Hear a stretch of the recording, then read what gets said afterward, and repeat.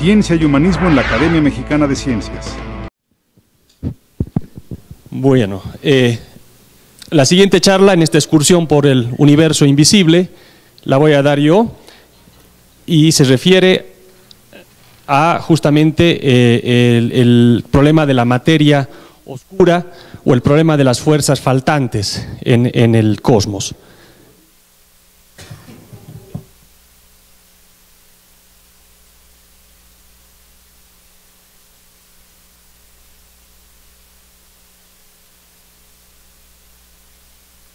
Entonces vamos a ver que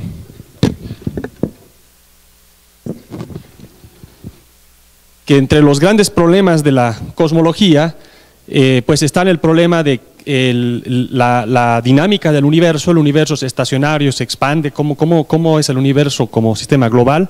Está el problema de las componentes, de qué está hecho el universo, qué componentes tiene.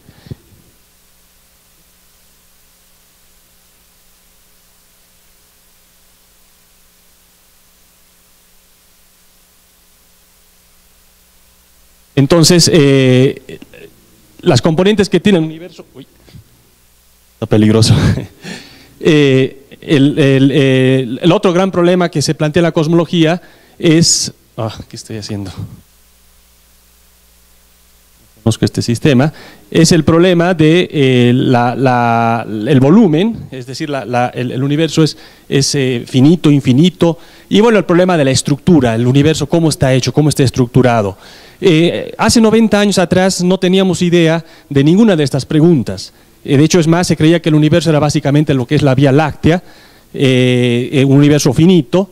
Y bueno, en los años 20 del siglo pasado hubo un gran desarrollo, la teoría general de la relatividad de Einstein, la solución de las ecuaciones de campo de esa teoría por parte de Friedman, el descubrimiento observacional de que las galaxias están, para empezar, de que existen galaxias, de que el universo está formado por estructuras que son las galaxias, y estas se están alejando unas de otras, es decir, el universo está en expansión. Y todo esto, cómo evolucionan las componentes en ese medio en expansión, pues da lugar a la famosa teoría de la gran explosión que describe cómo se comporta nuestro universo. Y luego la última década ha sido una década espectacular en cuestión de precisión en la cosmología.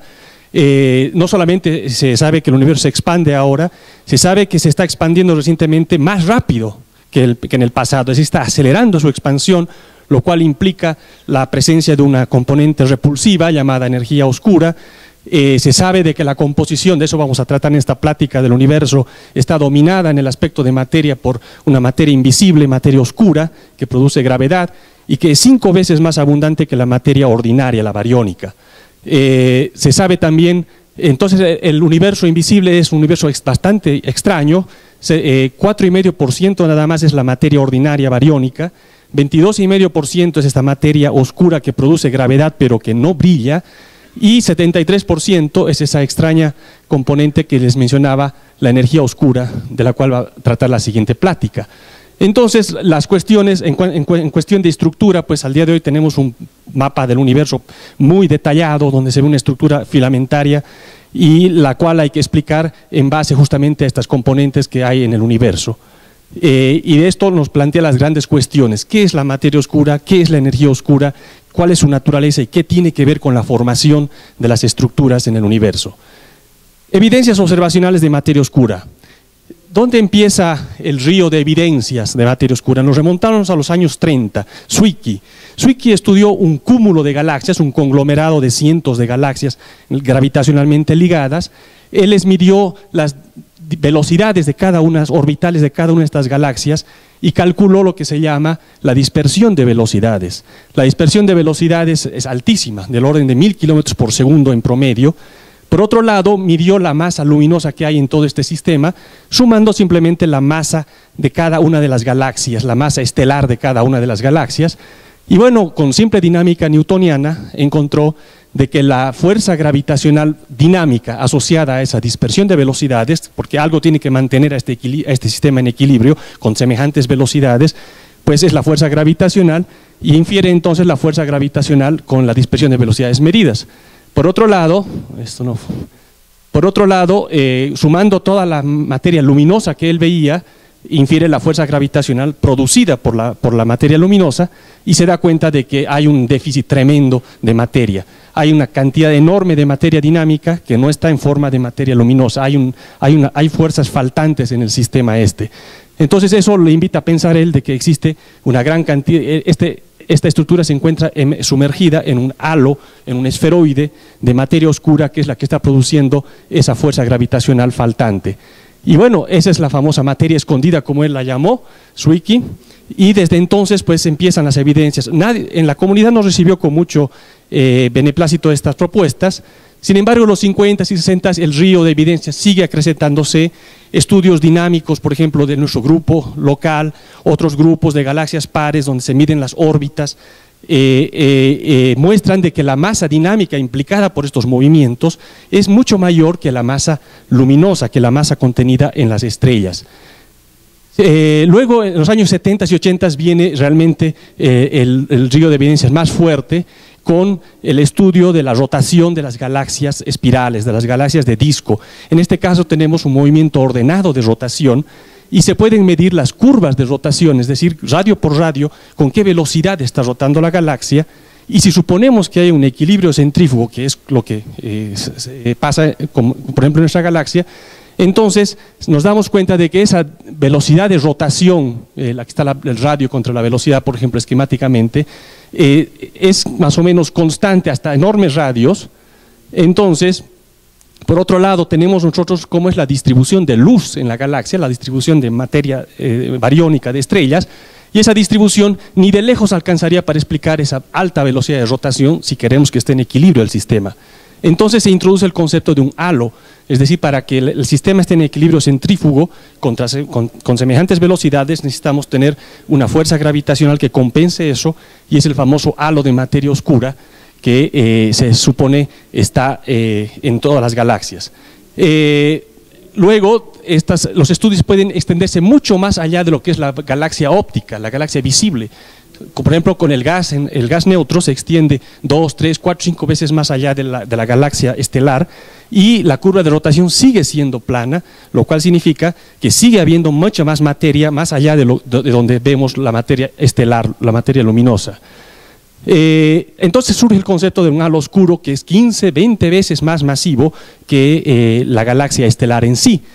Luego, en los años posteriores, pues se empezaron a relajar todas las suposiciones burdas que se hacían de simetría esférica, de movimientos orbitales circulares, los cocientes masa sobre luminosidad que se usan para pasar de luminosidad a masa estelar, se infieren con métodos astronómicos cada vez más sofisticados. En fin, todo tipo de estudios más precisos llegan a confirmar básicamente esta cuestión. Entonces tenemos un río ya enorme de evidencias, especialmente dinámicas en los 80s, 90s, que nos muestran que hasta el radio óptico donde se extiende la galaxia, el cociente de masa oscura a luminosa inferida con dinámica newtoniana es desde 1 para las galaxias más masivas y compactas hasta 10, es decir, en las galaxias enanas hay 10 veces más materia oscura que materia estelar.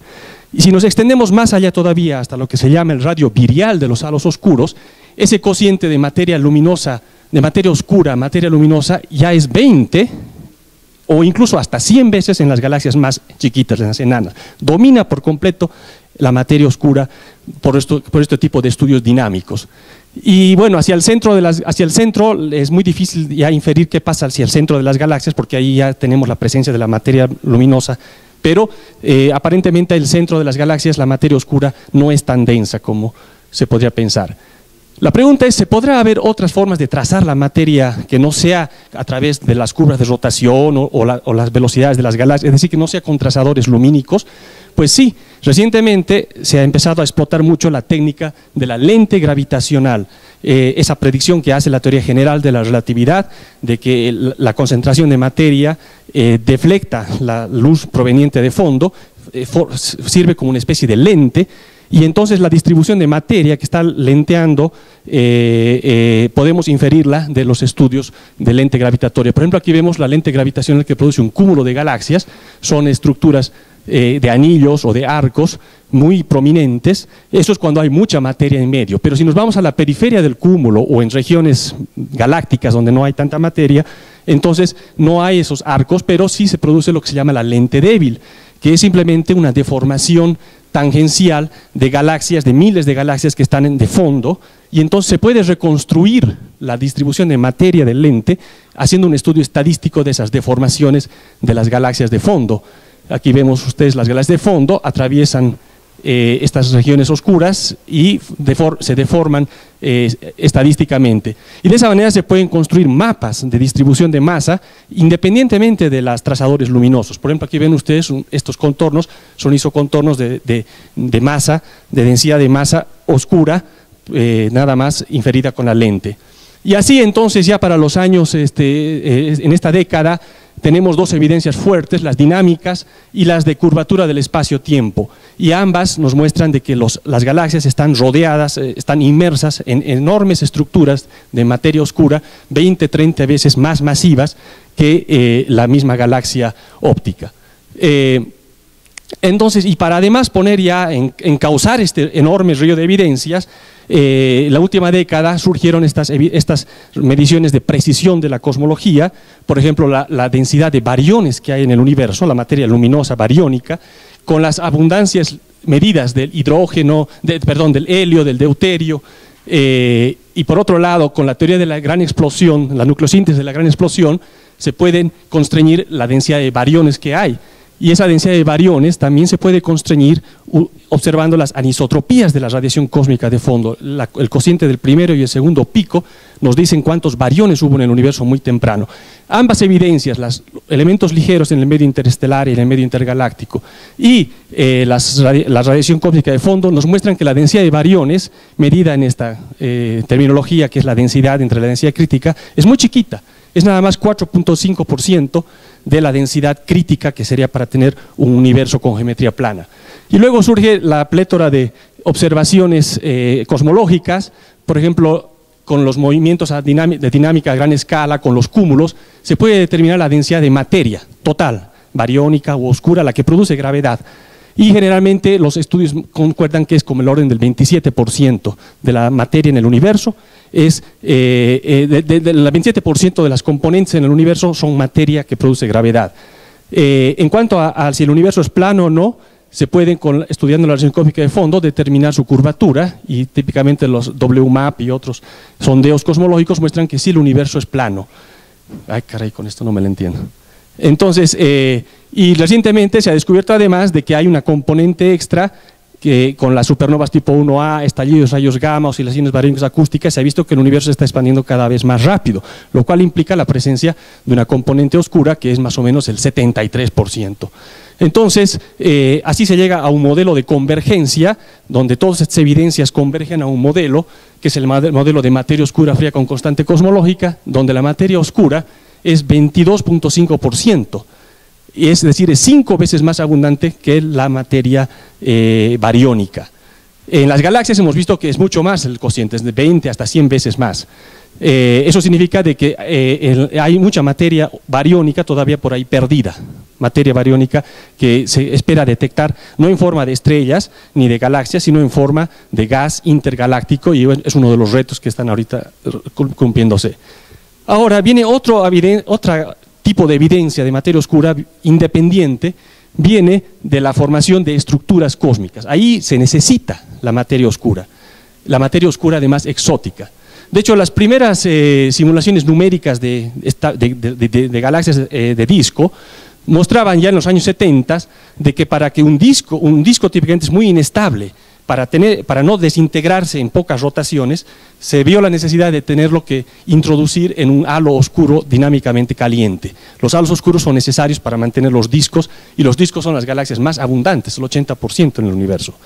Por otro lado surge la necesidad de materia oscura, exótica, no bariónica, cuando se dan cuenta de que en la era caliente del universo, de la teoría de la gran explosión, si es que hay semillas, si hay perturbaciones de densidad, y si están hechas de bariones, estas se amortiguan, se borran a escalas de galaxias. Entonces, ¿de dónde diablos salen las semillas para formar galaxias si ellas se borran en el universo temprano?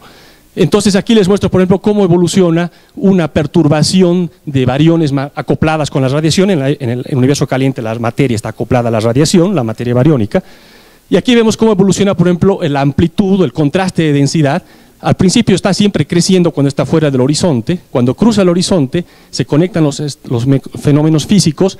Y es fácil mostrar que en esta época las perturbaciones de materia y radiación están en un estado oscilatorio, porque no cumplen el criterio de Jeans para colapsar, y es más, a medida que nos acercamos a la recombinación, el camino libre medio de los fotones cada vez es más y más grande, y estas perturbaciones entonces se amortiguan.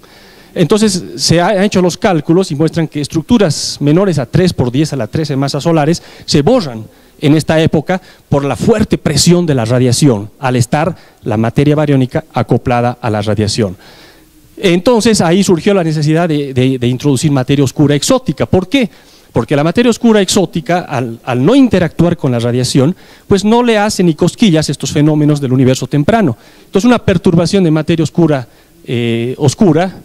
por ejemplo, ven ustedes, sigue evolucionando, sigue creciendo en su amplitud, se sigue siendo cada vez más y más densa por la gravedad que tiene.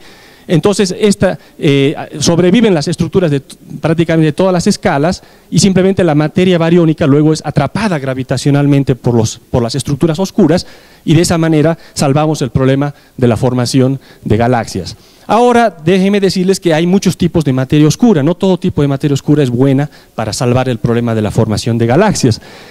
Hay un fenómeno que se llama el flujo libre. Si las partículas son relativistas, ellas se pueden difundir a la velocidad de la luz de una perturbación y pueden planchar a la perturbación. Entonces, ¿hasta cuándo una partícula es relativista? ¿Cuál es el criterio de relativista? Pues cuando su energía cinética es del orden de su energía en reposo, es decir, está asociado a la masa de la partícula. Las partículas en el universo muy temprano están siempre en equilibrio térmico, y sabemos que la temperatura decrece inversamente proporcional al factor de escala, y el factor de escala va como el tiempo a la medio en estas épocas. Entonces hay una época cuando se vuelve no relativista una partícula, y es inversamente proporcional al cuadrado de su masa.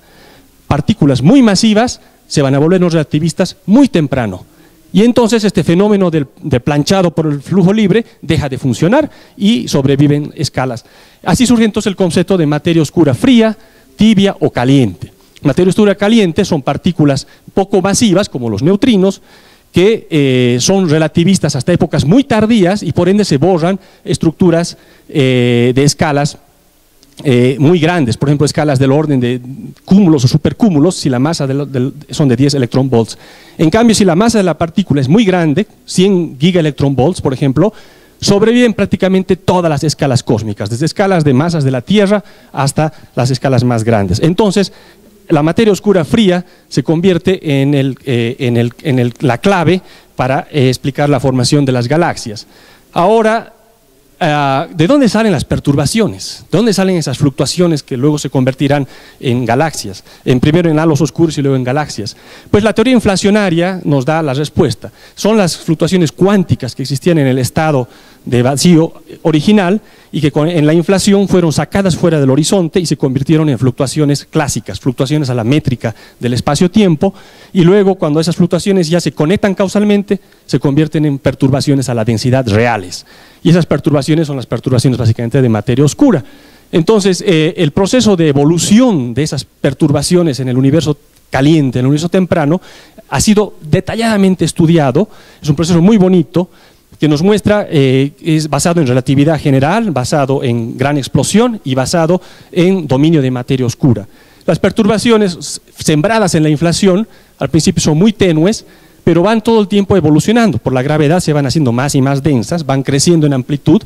Hay una época cuando las muy chiquitas se frenan un poquito en su crecimiento, no voy a entrar en detalles. Al final de cuentas tenemos al día de hoy, no al día de hoy, sino a la época de la recombinación, cuando la materia bariónica se separa de la radiación, tenemos entonces ya establecido lo que es la distribución, la amplitud de las perturbaciones en función de su masa. Tenemos una distribución muy bien entendida, donde las estructuras de materia bariónica se borran por completo, las que sobreviven pues son las de materia oscura, y la materia oscura luego atrapa a las bariónicas, y de esa manera tenemos el espectro de potencias, como se llama. Y aquí entramos en dos aspectos interesantes de esta predicción de cómo evolucionan las perturbaciones de materia oscura más bariones en la época temprana. Una es la radiación cósmica de fondo, ese es justamente el resultado de esa evolución. Y esa radiación cósmica de fondo, sus anisotropías, la podemos explicar con lujo, la podemos observar con lujo de detalle el día de hoy, en las últimas décadas, con el WMAP. Y entonces es increíble el acuerdo que hay entre el modelo de materia oscura fría con constante cosmológica y por ejemplo, las perturbaciones estas que se observan en la radiación cósmica de fondo, las oscilaciones que se observan. Aquí ven ustedes datos contra modelo prácticamente indistinguibles. Es decir, es realmente es una combinación de relatividad general, teoría de la gran explosión, inflación, más la evolución gravitacional en el régimen lineal temprano del universo, con dominio de materia oscura fría, nos produce este asombroso acuerdo de nuestros orígenes. Estamos hablando de épocas de 380.000 años, donde podemos tener este asombroso acuerdo. Es realmente un gran triunfo de la humanidad, a mi modo de ver.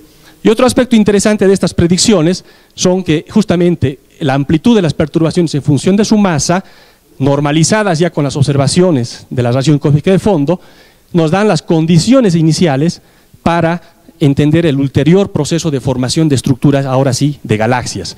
De hecho, en el caso de la materia oscura fría sobreviven todas las estructuras, hasta las más chiquitas. Y es más, las más chiquitas son las más densas.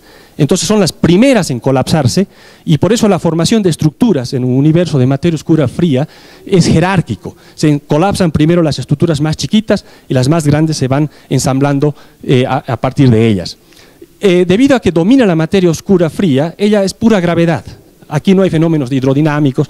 Entonces, el estudio de la formación de estructuras con materia oscura fría se puede hacer básicamente con dinámica newtoniana y usando códigos de n cuerpos en supercomputadoras. Empresa que emprendieron en los años 80, por ejemplo, Carlos Frank, Simon White, que siguen siendo ahorita los líderes en estos campos.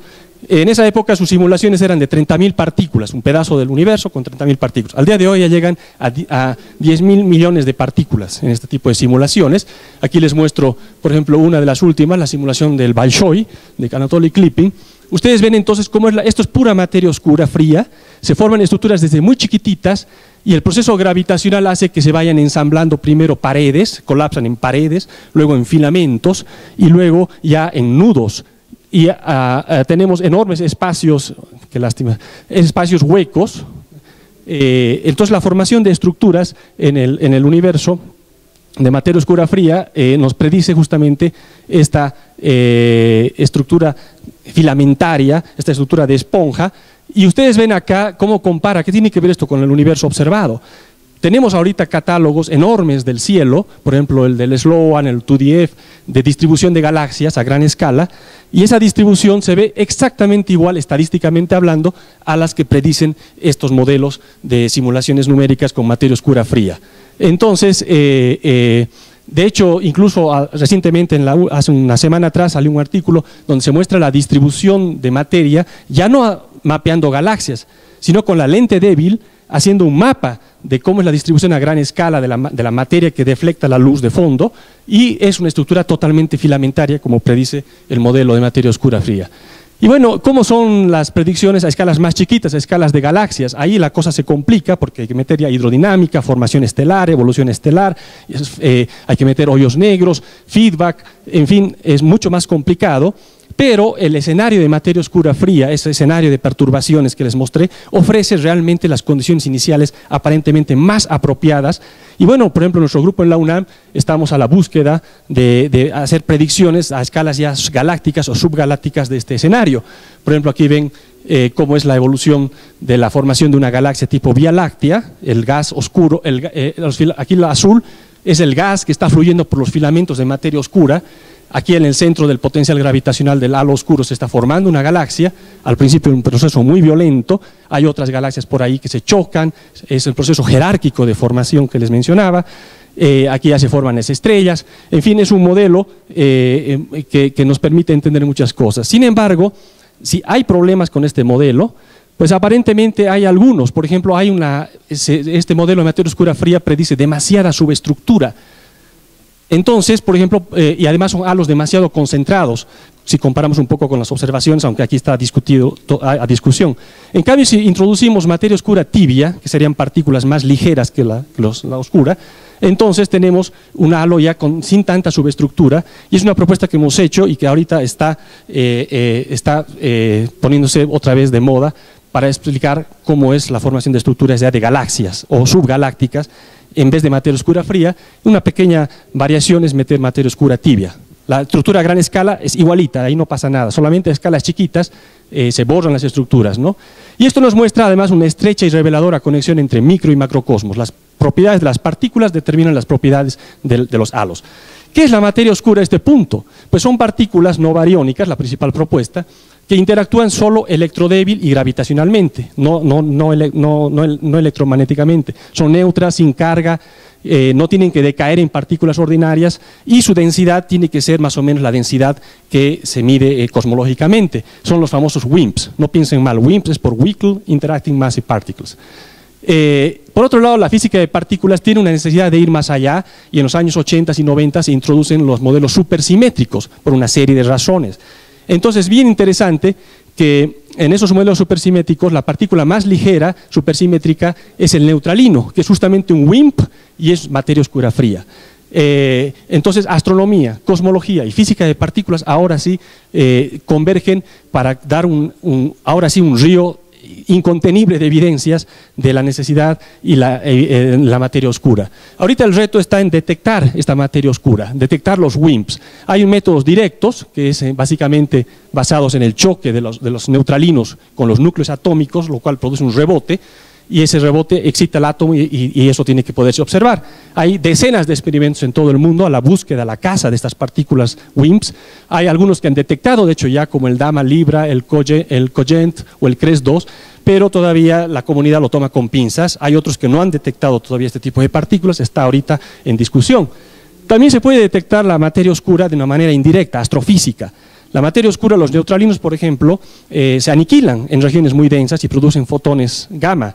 Entonces, el cielo en rayos gamma, por ejemplo, simulado con materia oscura, se vería más o menos así, donde este es el centro de la galaxia, aquí están galaxias enanas, cercanas, y hay también cúmulos de galaxias. Ahorita el satélite Fermi, que es en rayos gamma, está intentando ver si se detectan o no señales que tengan que ver con la aniquilación de materia oscura en las regiones más densas cercanas. Todavía no hay detecciones. Recientemente el grupo de Carlos Frenk muestra de que en el cúmulo de Virgo aparentemente hay una detección de 4.4 sigma de fotones gamma que se podrían asociar solo a la aniquilación de partículas de 40-60 gigaelectronvolts. Y por último, bueno, la producción de WIMPs en colisionador, en el LHC, es algo que también podría ocurrir, y además en el LHC se podrá comprobar o no si la teoría supersimétrica es correcta, que es de donde salen estas propuestas de materia de neutralinos, ¿no? Entonces, ya para concluir, ¿hacia dónde nos va a llevar todo este río de evidencias que se ha acumulado? Puede ser un escenario simplemente de nuevas componentes, en ese caso va a concluir tranquilamente, va a desembocar en una nueva teoría de astropartículas, en un nuevo sector oscuro.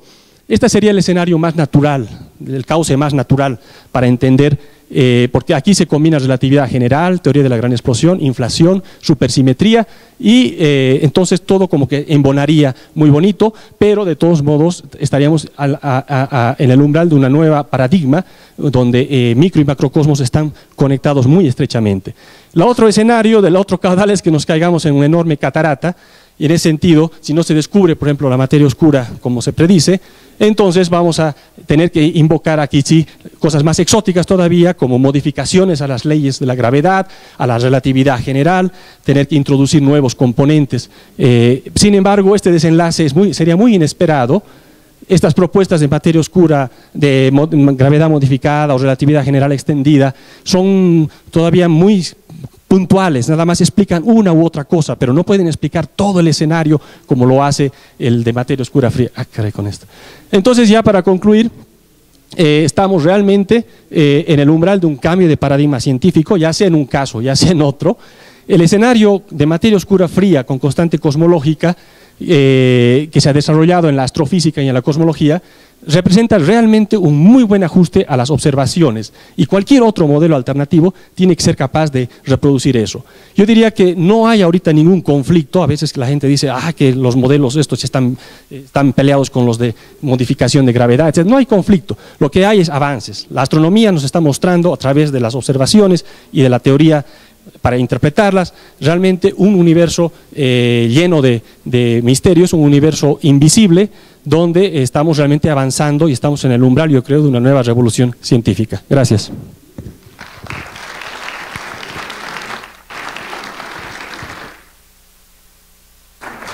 Nos queda tiempo para una sola pregunta. Bueno, hay distintas.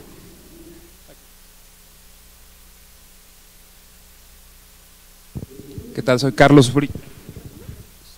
De Simvestab.